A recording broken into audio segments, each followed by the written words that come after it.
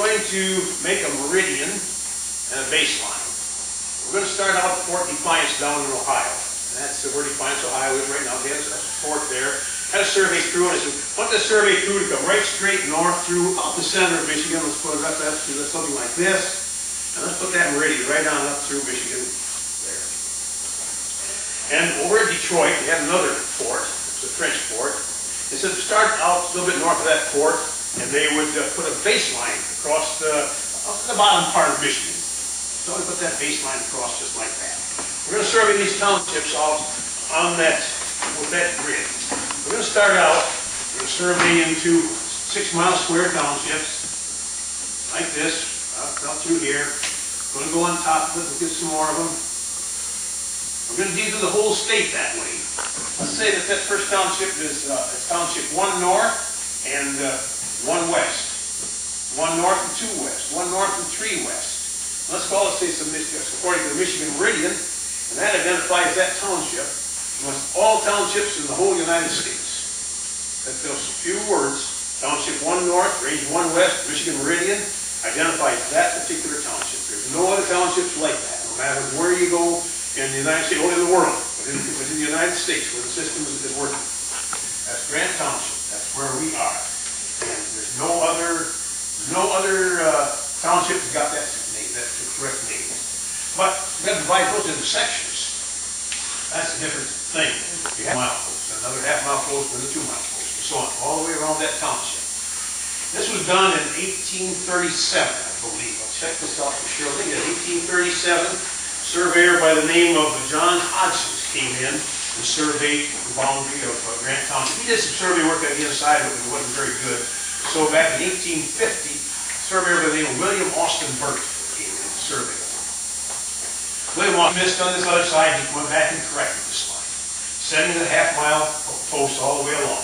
Then he came back to the first mile post 1, and he went straight south 3 miles, came back up, went over and surveyed these right here.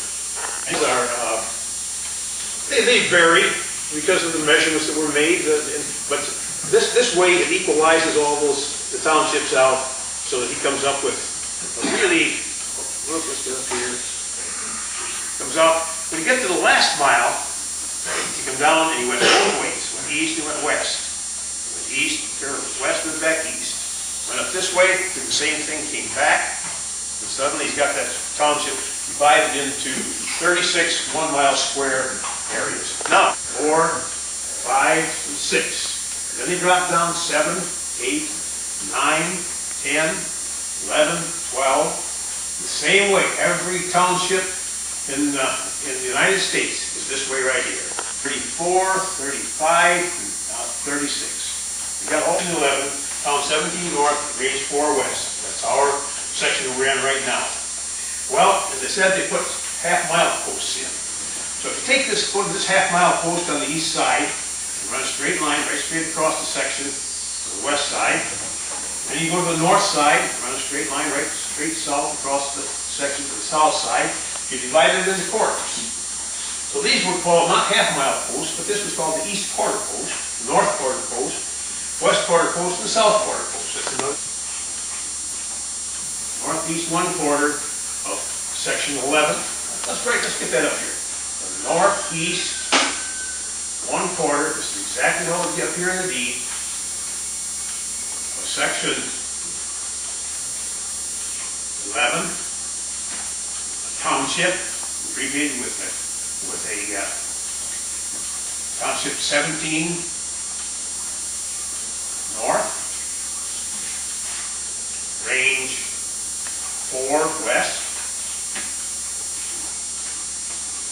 Michigan Meridian. There it is. Manner by taking halfway points and call it the west 1/2 and the east 1/2. If that's still too big a piece of property, we could divide it into this way right here. And we've got 40-acre parcels, the northeast quarter, the southeast quarter, the northwest quarter, the southeast quarter, and so on. So it's right there. North 220 feet, and the east 198 feet of the northeast quarter, and again, that is pertinent only to that particular piece of property here. They finished up the presentation by Paul Lapham, surveyor.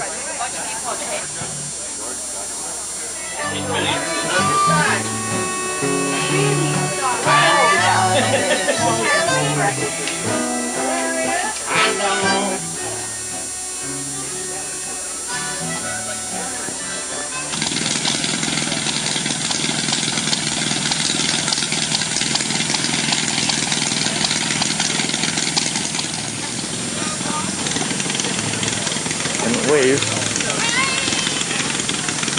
From Eagle. My great-grandmother went to school here, and I'm making homemade dough dodgers, and we've got homemade bean soup. Welcome to the Dover cabin at Dover. I had some. Boy, is that good, too. We got homemade bean soup. And who's just doing the sewing? I'm Nancy. And what are you doing, Nancy? I'm sewing out a baby cloak. And what do you got for power there, Nancy? Manpower. Lady power, as it were. Going to be very tired manpower by the end of the day. And what do you call this, Nancy? What kind of machine do you call this? This is a treadle sewing machine. Treadle sewing machine.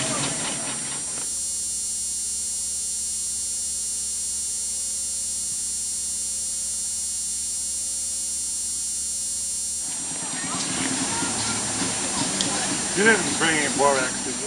Action? Yep. Okay. For the Cobra family, we brought Angora goat to mixed breed Milking goat.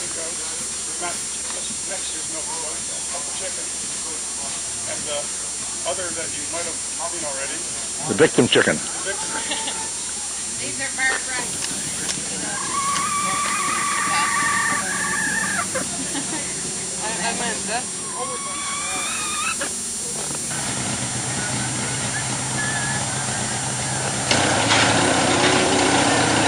George on his hayride.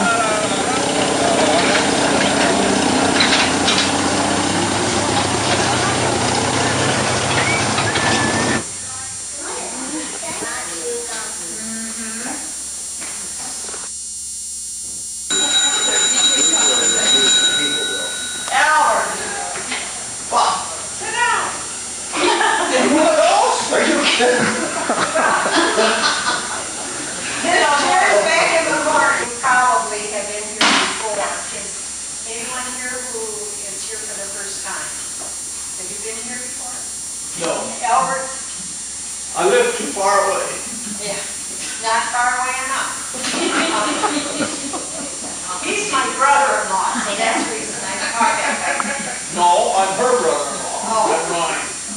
You'll be mine tomorrow after you want something, I don't know. The Dover School, which closed in 1870, which was built in 1876 and closed in 1966.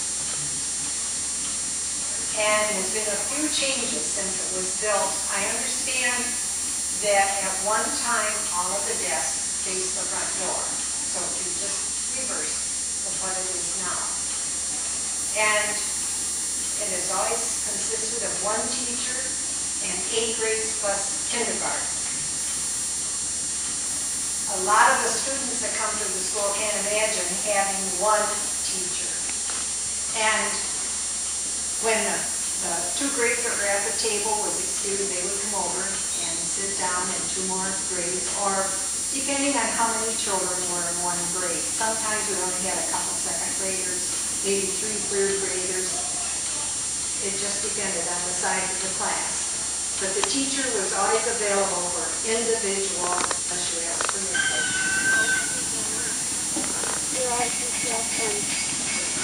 Oh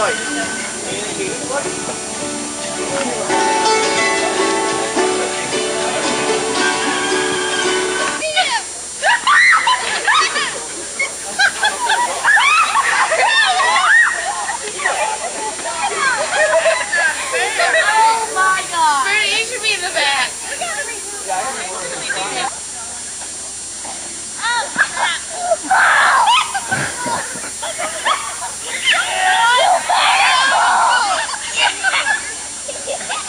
quadruple let go. I did good.